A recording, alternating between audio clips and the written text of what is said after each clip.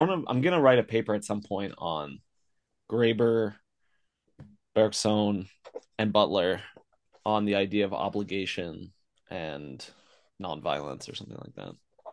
Because really, the idea of like grievability, which is a central sort of point in Butler's book and argument, um, I think is a way of understanding the open and the closed for Bergson. And then Butler also hammers this idea of obligation, global obligation. Um, and then also this idea of like the importance of the imaginary or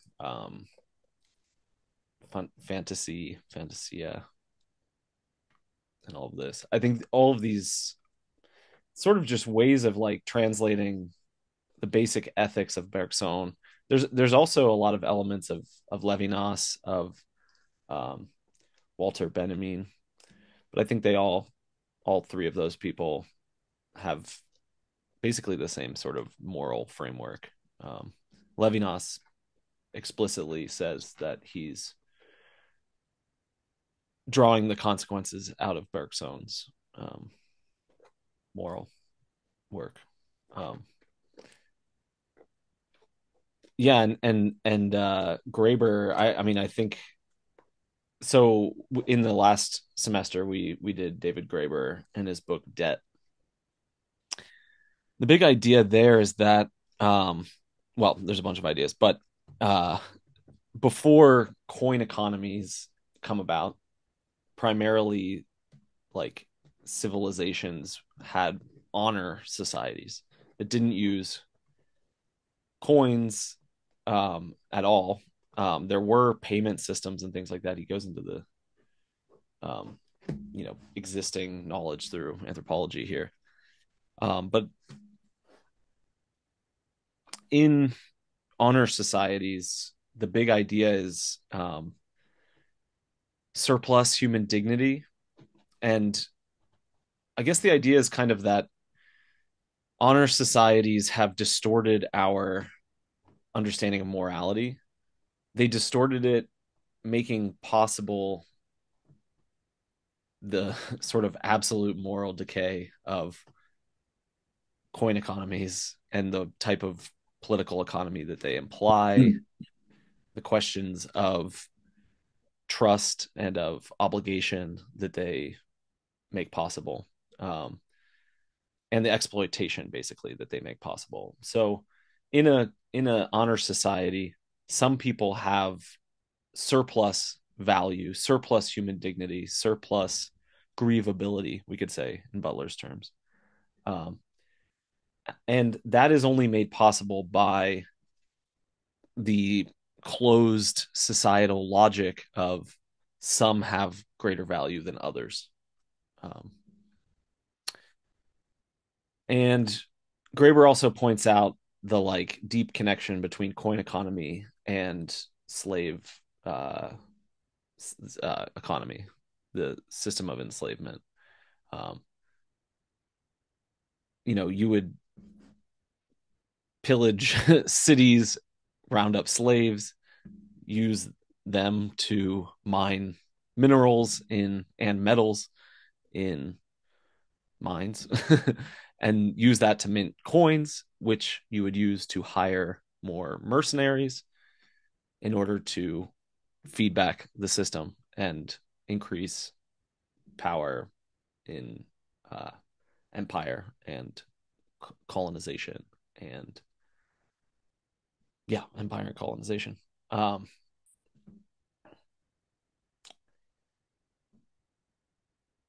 and the coin is this abstract thing that reflects in some way the concept of what it means to be enslaved, which is you're dehumanized. You have the value of life removed. You have the grievability removed.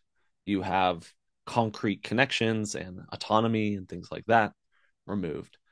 A commodity becomes a commodity when it is measured by something outside of it, when its own value isn't what determines its reality, right? Once we can put a number to it and say, this isn't olive oil, it's $5 or something like that, right? I guess olive oil is a lot more expensive than that these days.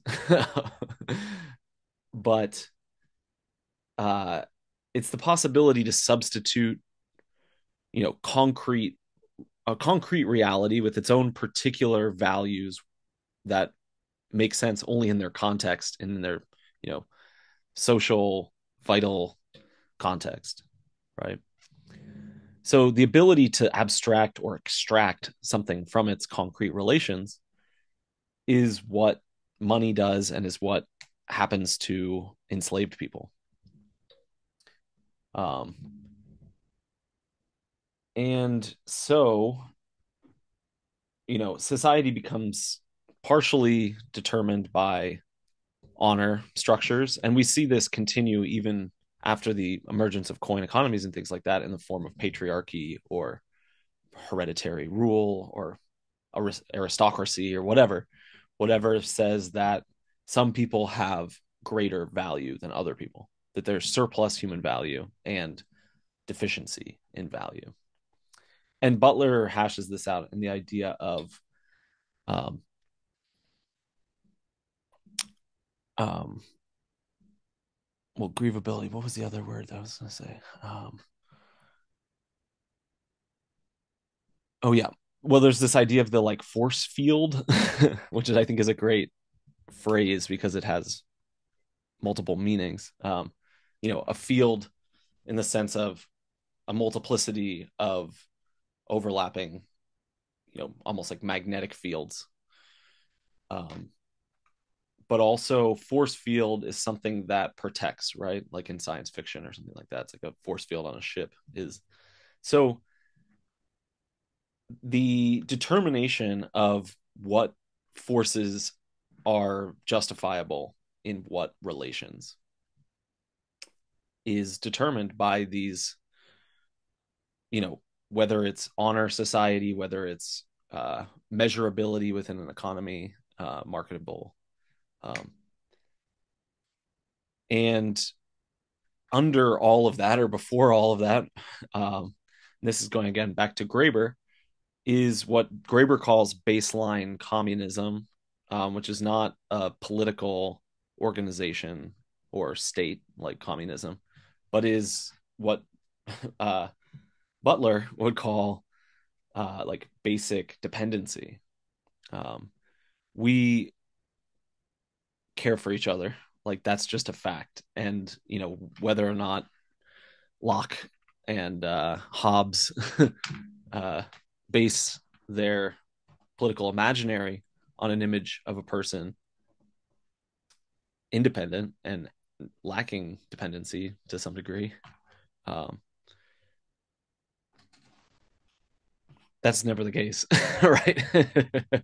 We always depend on each other, and our sense of obligation comes from that dependency. Um,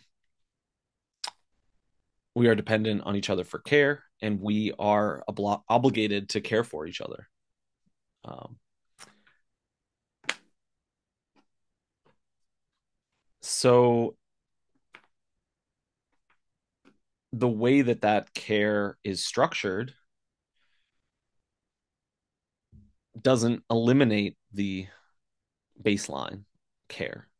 So that is to say that relativism and constructivism, in a way, doesn't win out here in terms of value structures.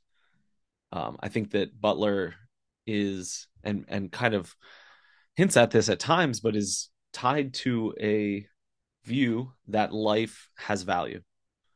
And I think this is why Butler spends a long time kind of talking and coming back again and again to ideas of like pro-life, because this needs to be very much clarified in what way Butler is against the idea of pro-life in a contemporary political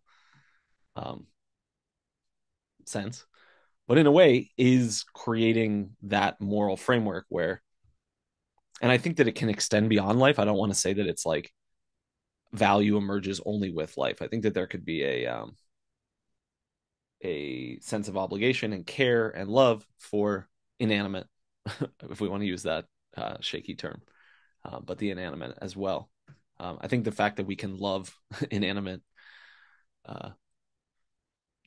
landscape, or I don't know, rocks or something, clouds, maybe a river, you can definitely care for and love a river. So, yeah, it also, I think, has a lot of resonance with care ethics. If anyone's ever heard that term, Virginia Held is one of the big care ethicists. There's a lot of overlap with Levinas, Bergson, Graeber, and I think Butler with care ethics. In a way, care ethics is somewhat of a Greek idea. If we wanted to think about this same question, like who is grievable and how do we protect the grievable from violence? Plato and Aristotle, I'm thinking of this through both of them, would say the key to this question is friendship.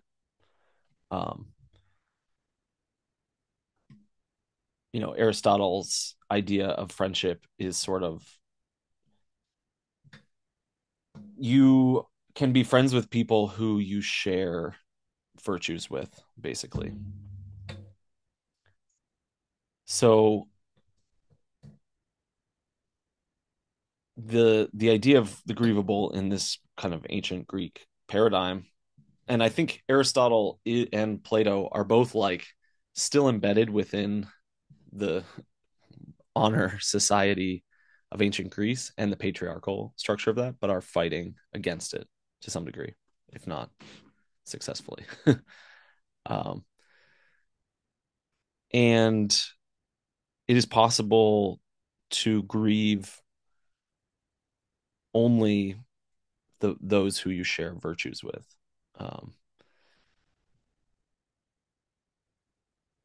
But the caveat being that there's something, well, Aristotle and Plato both say this, that there's a potential for virtues in everyone, and that therefore there's something grievable in everyone, insofar as we can see within them the redeemable qualities.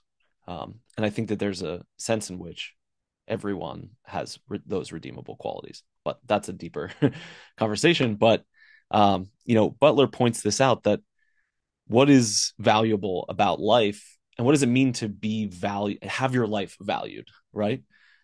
We still partially conceive of it through this lens, which is that what does it mean to have the value of your life protected is that you have the possibility to flourish, and that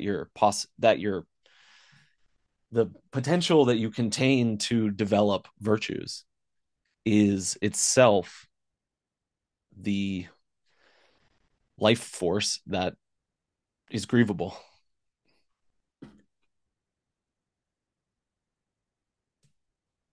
And so, Aristotle and Plato will both say things that, like, the basis of political relations is friendship. And the ability, I mean, what a friend does is draw more out of their friends than they contain. Is that they help each other facilitate each other's flourishing. That's the ancient Greek idea of friendship. And political organization needs to be based on that. Now, the question then immediately arises of the open and the closed, right? There is, and the Stoics point this out, that there is and I mean, at least the Stoics drawing on Socrates, that there is a friend of humanity or something like that in Socrates, that is in a way apolitical from the perspective of the state, or from the perspective of closed factioning, you could say. Socrates ends up being friends with people who are horrible, like Alcibiades. Socrates does not condone anything Alcibiades does. He rages against Alcibiades' kind of brazen, uh I guess you could call it like realpolitik or whatever, just like pandering to whoever and whatever he can do to get power, right? So Socrates is like friends with this guy who is like the least just and least Socratic person.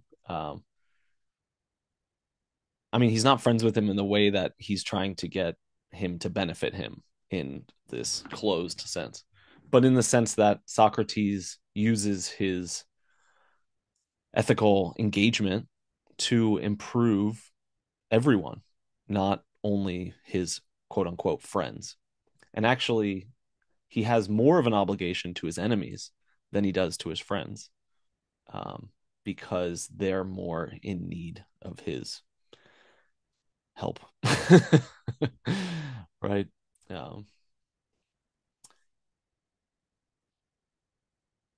yeah. So, and I guess this long sort of detour on ancient Greek philosophy and friendship and all this is just to say that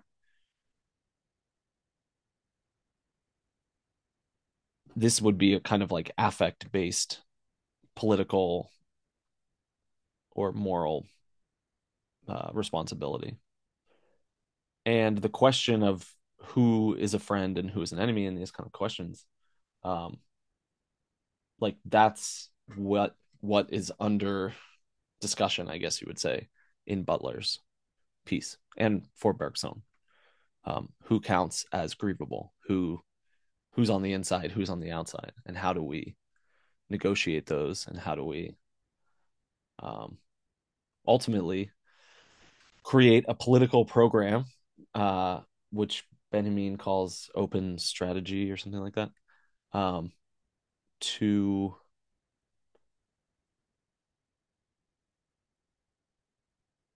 use non-violent methods, I guess you would say, to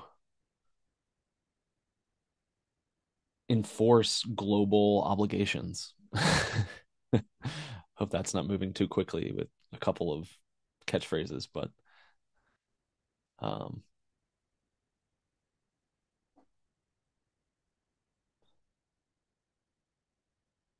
we obviously don't only have obligations to friends. We have obligations to family and things like that.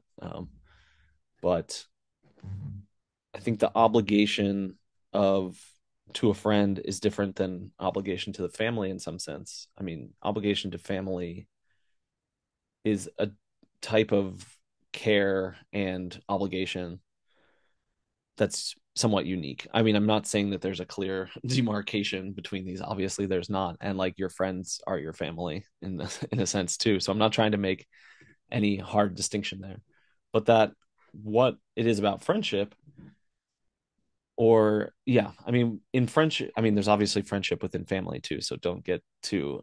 I'm pulling these things apart, but is uh the question is more about responding to um,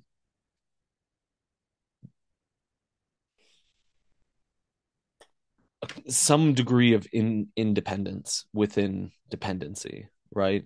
Um, and yeah, I mean, obviously these things exist in both family and the friend concept, but anyway, I don't know. I've wandered around a lot there. So let's see if there was one more thing I wanted to rope into this.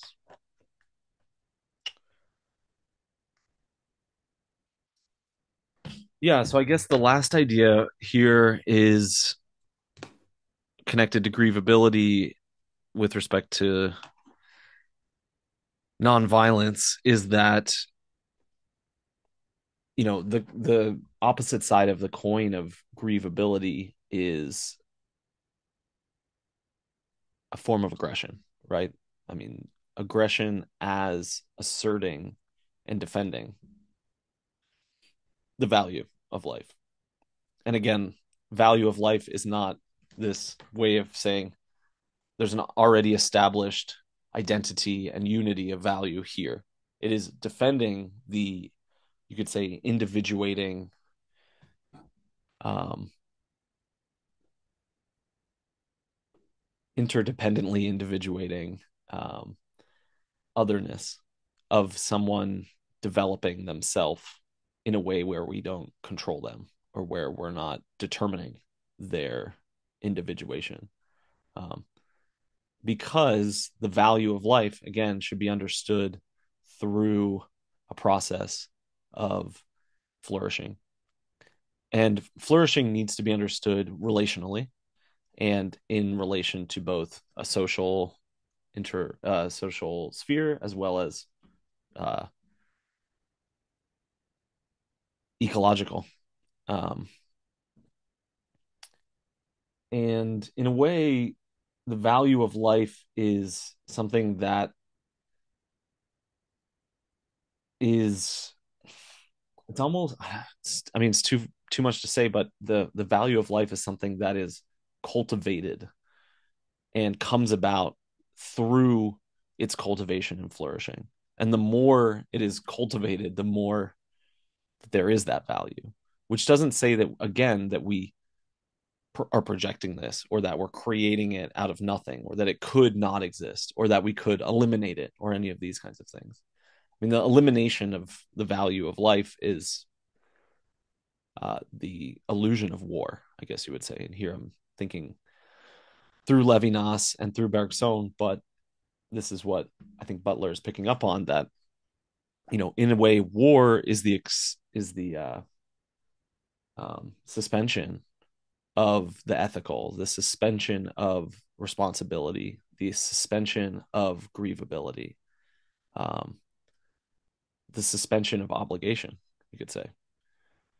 Um, you know, I think Butler, Bergson, Benjamin, all these people want to say, Levinas, we have a spontaneous obligation of responsibility and respect for the encounter with other living and potentially non-living, but um,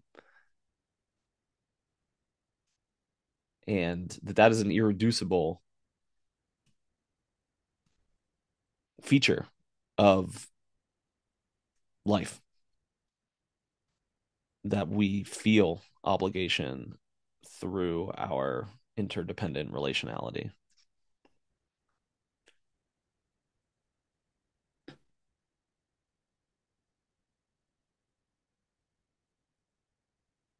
And Bergson would hash this out in terms of sympathy, which I think is the same as grievability. Um, Closed society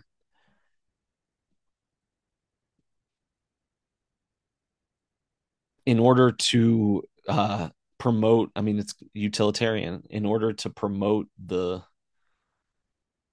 uh, good of the many, um, a inside and an outside are created, and on a, you could say, mythopoetic level, um, structures, mechanisms come into play to prevent those on the inside from feeling sympathy for those on the outside. And this is habituated at the level of perception. It is possible to rupture, for instance, racist perceptions or racialized perceptions or sexist perceptions. It is possible to interrupt them, to have them appear as violence. And that is essential to the goal of propagating a sense of obligation, global obligation, a sense of an obligation towards open society, you could say, in Bergson's I mean, in a way, what Butler is giving us is a secular, um, open society of Bergson. I think that at moments, the mystical and spiritual um, arise and like show their head, um, only to quickly retreat. Um, I do think Butler is speaking to specifically left political people who are on the left politically. And I think that the political left tends to be atheistic, um, especially through Freud, Lacan, Marxism. Um, so it's interesting for that respect. I mean, it is at least uh, making palatable a moral framework to people who are not necessarily open to it having a spiritual dimension. I think there's a real question of whether there is an insistent mystical and religious uh you know thread, or I don't know exactly what the, yeah,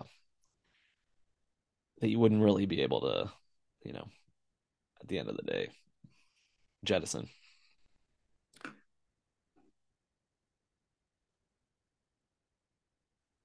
But I'm also partial to that viewpoint, so take what I'm saying with a grain of salt if you like.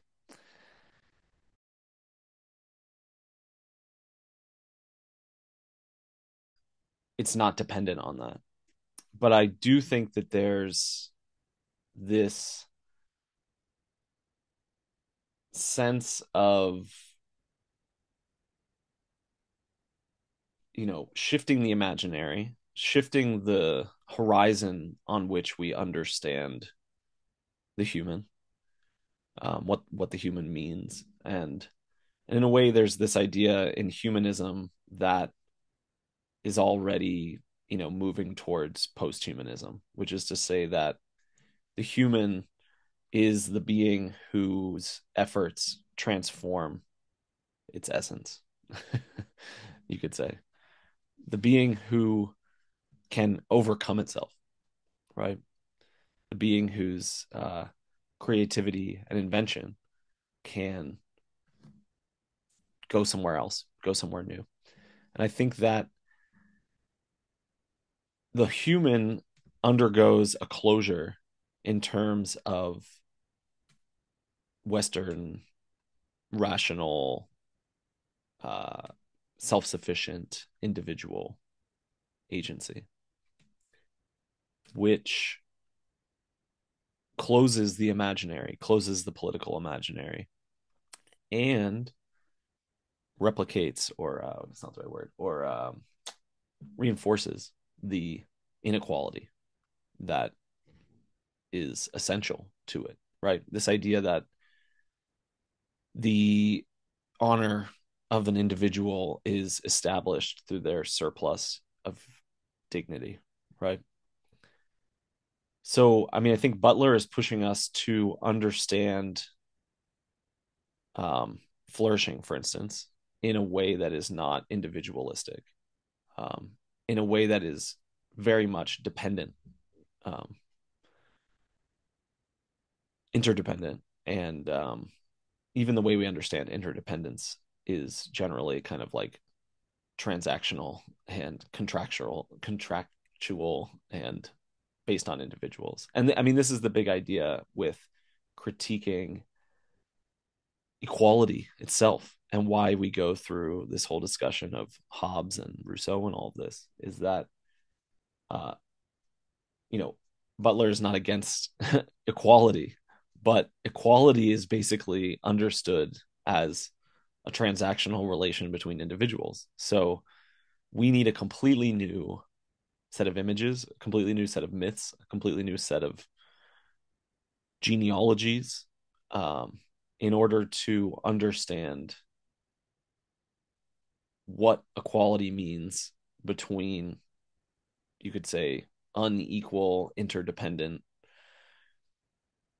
non-substantial relata, right? Um, so I think that with a transformed understanding of development and flourishing and these kinds of things that are not individualistic, um, that already inherently breaks out of a anthropocentric and, I mean, colonial understanding of sovereignty and individuality. And I mean, Butler even calls it like the regime of the self, I think, at one point. Does that does that help? I feel like there's something else that you asked, but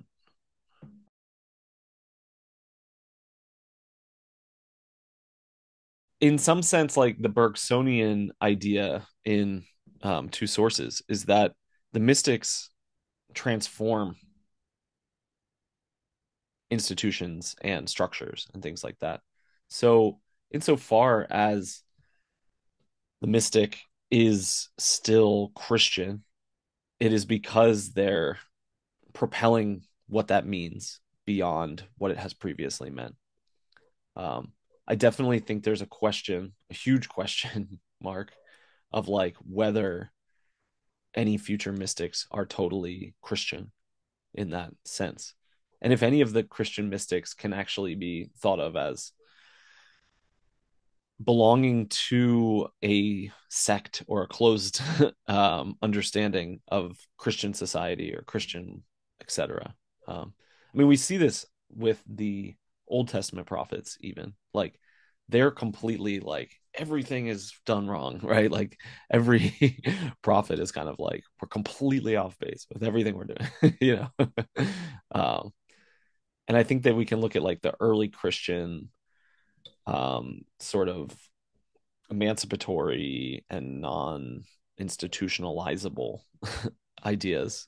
And Bergson talks about this, how, um, you know, Jesus talks in these metaphors that um, can't be turned into commandments, but rather sort of point at a disposition that we could call caritas or charity or agape. And that, like, what is agape other than a inventive love that cares for its global obligations, in the words of um, Butler, or um, opening of the heart idea in Bergson. Um, and yeah, one other thing I wanted to say about that is that I think there's a richness in the ancient Greek idea of friendship that is oftentimes lost, which is that there's an endogenous or imminent uh, emergence of the telos, which is the fulfillment of potential, which is completely unique to every person in their embedded context, in their time, and in their place. And on the one hand, we could say one of our obligations is the respect and responsibility towards the other's individuation not being overdetermined by our concepts and understanding of what fulfillment and telos and these kinds of things are. Then on the other hand, that ultimately, to understand what that would mean to have a goal and imminent telos, a fulfillment of potential, is always relational and is always cultivated in community.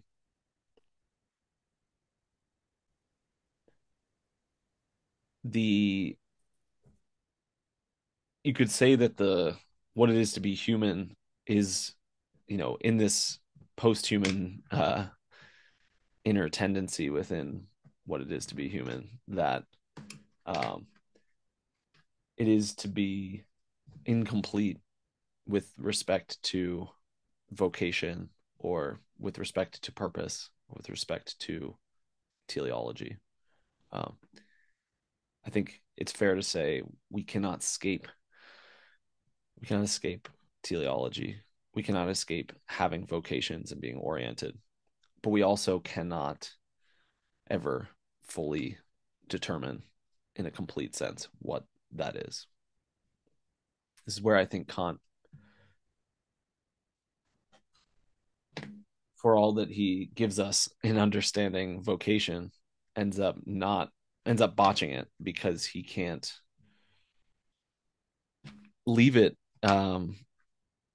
with its contingency and with its openness, with its embryonic and developmental, not in the sense of developing towards an adult phenotype, but in a continuous evolution. Um,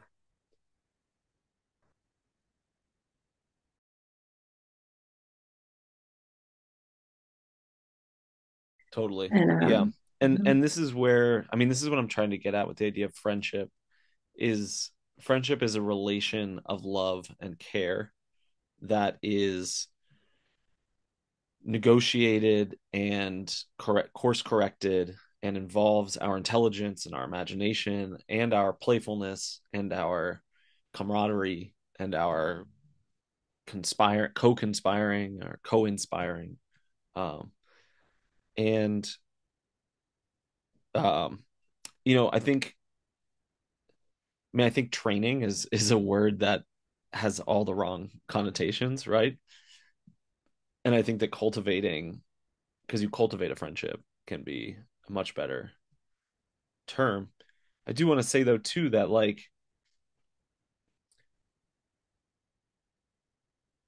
it's not as if like training is, and I don't think you're saying this, I'm just thinking out loud, that I don't think training itself is inherently like violent. Although maybe there is like a question always in training of violence. Um, that doesn't mean that training itself should just be completely thrown out as violent, but it means, I mean, this is like one of the questions in like Waldorf schools and stuff like that. Like, should you like have the kid do the assignment, or should they be able to completely do whatever they want? And like, I definitely think that there's a possibility of non-violent training. And there's a question of like, too, you know, if your piano teacher is like, redo that drill, or like can be harsh with you. And so I think that there is a question there, and Benjamin is really great on the question of violence and on this line of, you know, that there are certain things, like, I mean, even care can be there, even within care, there is a perpetual question of violence and the need for responsibility. And like, it's very possible to, lie to yourself that someone depends on you more than they do, or that, you can only benefit someone through your care. Um, no matter what they say, like, what I'm doing is helping you, kind of thing. Like, there is, uh, I mean, we could think about like the way that like phenomenology, I mean, Butler's coming out of the phenomenology tradition, and like the way that like Merleau-Ponty reads things like sexuality and violence and power structures and historical meaning and things like that, is that there's no, and this is coming through psychoanalysis too, that like there's no object that is completely sexual, and there's no object, I'm talking object in a very general psychological sense, thing that we experience. There's nothing that is totally sexual, and there's nothing that is completely devoid of sexuality. There's nothing that is absolute violence. I mean, we can attempt to go in that direction, and that's what war is, right? Um, War is the closest thing to absolute violence, suspension of the value of life, the suspension of the ethical, the suspension of responsibility, the suspension of grievability. Um, so, and like nothing is totally historically embedded, like to the point where its meaning is totally determined and can't be open to an ahistorical historical rupture of meaning that allows some new meaning to come about. But on the other hand, there's nothing we experience that doesn't have some historical value and meaning to it. So there's nothing that we experience that doesn't have some dimension of uh, violence. There's nothing that has no dimension of obligation, even you could say, and um, yeah, does that make sense? Um,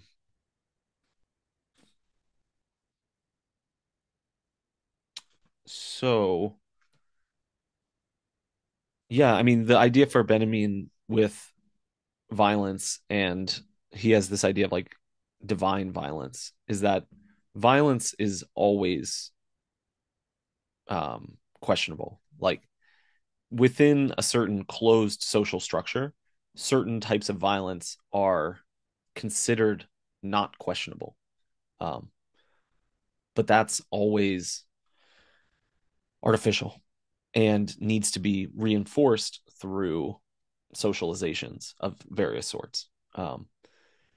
That these people are exploitable, you know, um, is defended by certain mythologies, certain, uh, you know, images, certain fantasies, things like that about some people having surplus value, other people having um,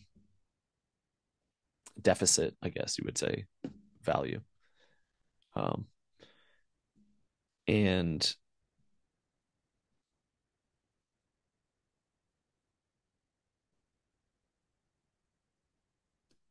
the question ultimately is for Benjamin is how do we oppose violence that comes through closed structures, the closure, right? Violence that comes through societal closure, through um, the, yeah, institutional violence, I guess you would say. How can we know that our opposition to violence isn't perpetuating violence and isn't just uh, shifting it or something like that? So this is the question that Butler is saying can only be answered through radical critique of what it means to be alive, which is again to embed that within a larger system of interdependencies. And um,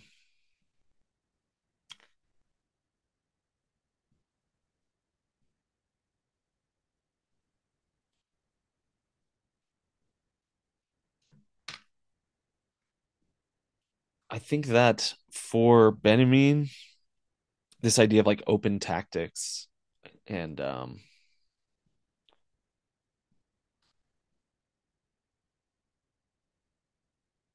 there's also this idea of like bad conscience, where like good conscience means, okay, I know that I did everything I could, I fulfilled all my duties, um, versus bad conscience, which is a lingering question of the groundability of one's violence, basically. And I think that this, I like radical opening of the heart, this radical um, interruption of what is perceived as grievable and ungrievable, and like putting these into question and holding that question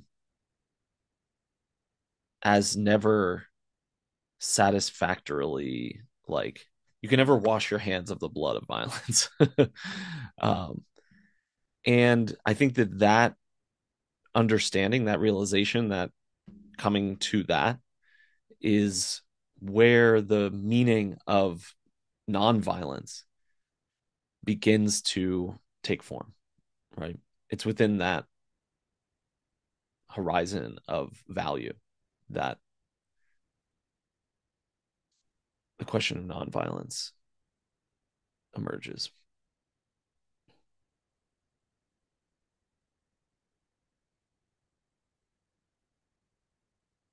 So, what that is concretely is to say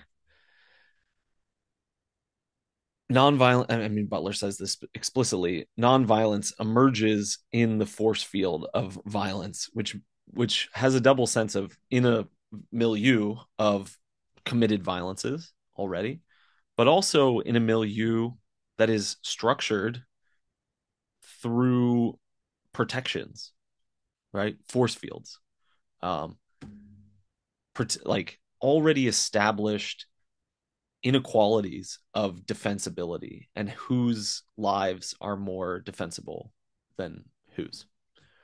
Um, is it possible that the force fields be made sense of through nonviolent, um,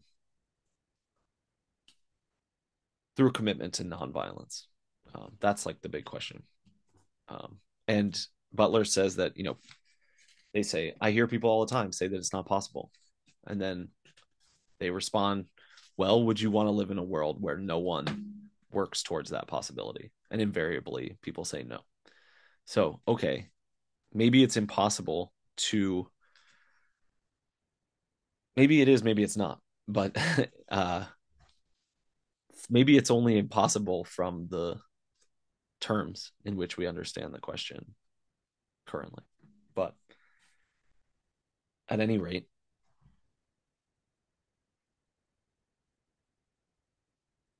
the imaginary of nonviolent protest or nonviolent aggression or nonviolent effort is to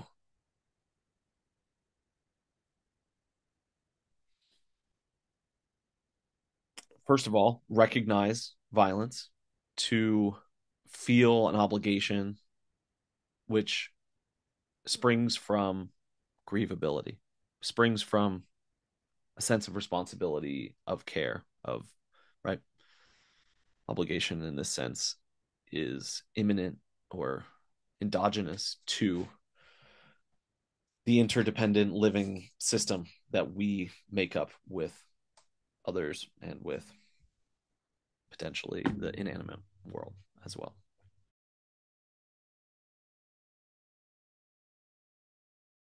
I mean, so much so, yeah. It's like honestly, yeah, such a profound statement. And like, when you look at the way that we encounter death or the way that we encounter loss or the way we encounter any of these things,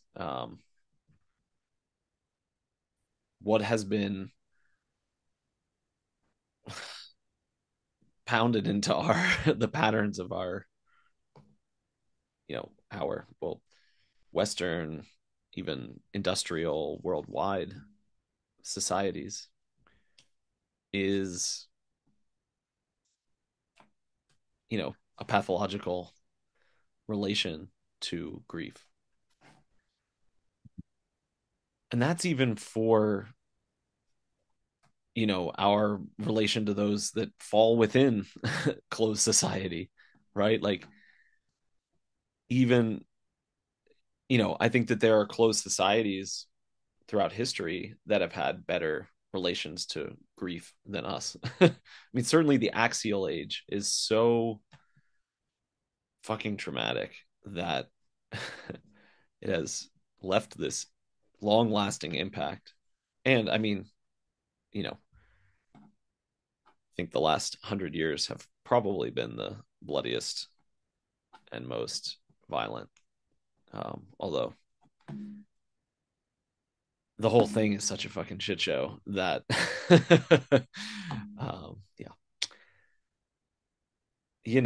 we have no resources, honestly, at our disposal within European, Western, and especially within consumer Hollywood, whatever the cultural imaginary that we live in now in the last 50 years of, broadcast television and all this kind of shit,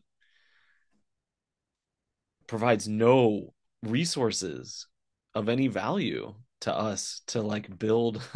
I mean, I'm being dramatic. There are some, but very little of value in us genuinely, sincerely grieving. And yeah, and just to be clear, like Butler says that grieving is not something that we only do for the dead. Like we grieve the um, injustice of against and violence against life whenever we encounter it. Now, our perceptual habituation through society is uh, almost unavoidably inculcates closure to our grievability.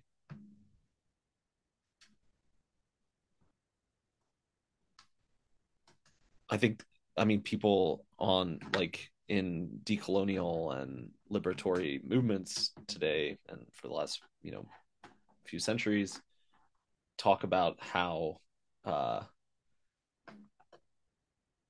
yeah, I mean, exactly how deep the pathological state is of traumatic,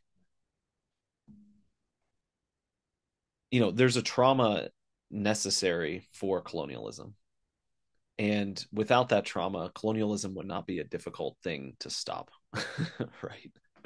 Um, it's only because of a traumatic relationship to violence that violence becomes permissibly perpetrated. And arguments and logic and like these kinds of things like hardly do anything to shift the needle. Um, what we need is interruption to the habits of perception and shifts in the imaginary, shifts in what we can even like. The imaginary, to be clear, is like how we understand what it means to be human, how we understand what it means to fulfill our potentials, um, how we understand our potential to flourish.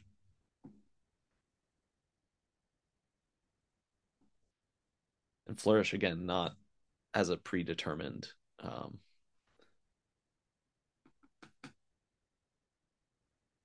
end goal or purpose or telos or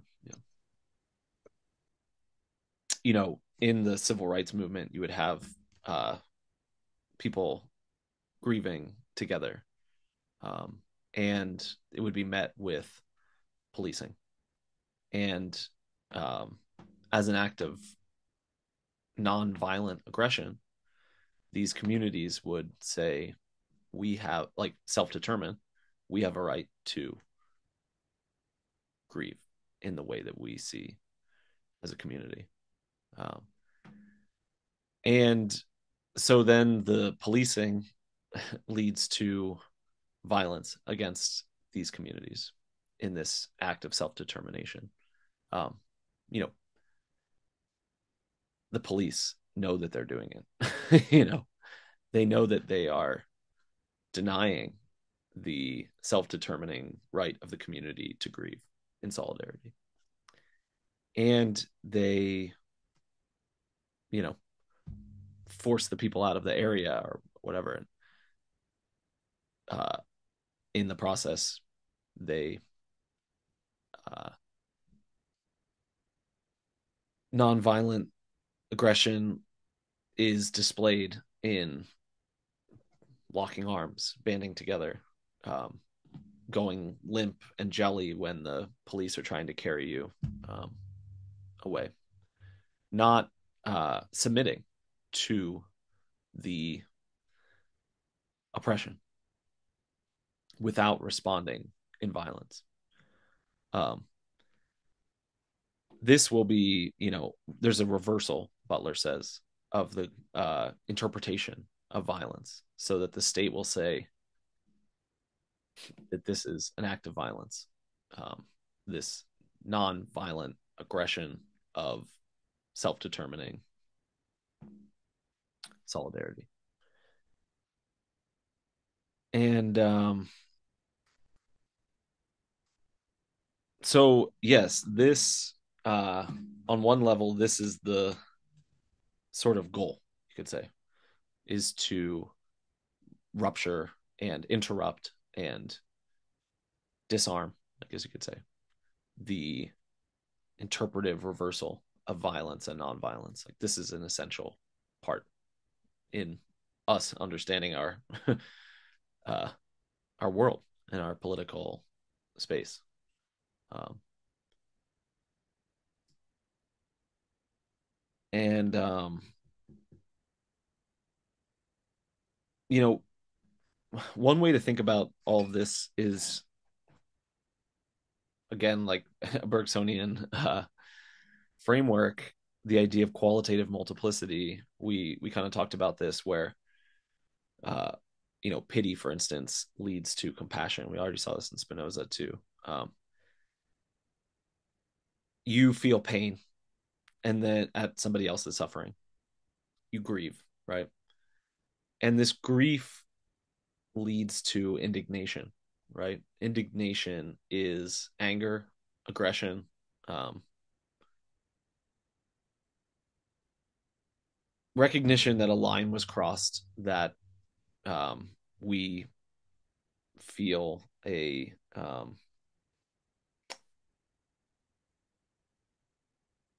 is a line that cannot be crossed, right? In terms of violence, and in terms of human dignity, and in terms of responsibility, and in terms of care. Um, and Butler says, in this moment, there is the sense that violence was never more justified in response to the situation, right? I mean, what is indignation other than a sense of righteous validation for retaliation? But Butler says, in this moment, there can arise a check to violence, not to the aggression, but to the violence, which reroutes this energy um, towards something new. And in the freedom struggle of the 1960s and 70s and things like that, in Black America, um, there were a ton of inventive ways of combating violence that weren't violent. This is not played out. This is not tapped out. This resource is not tapped out, if we still want to use these outdated terms like resource. There's resources of love and soul and spirit. There's a great quote at the beginning from Gandhi that is,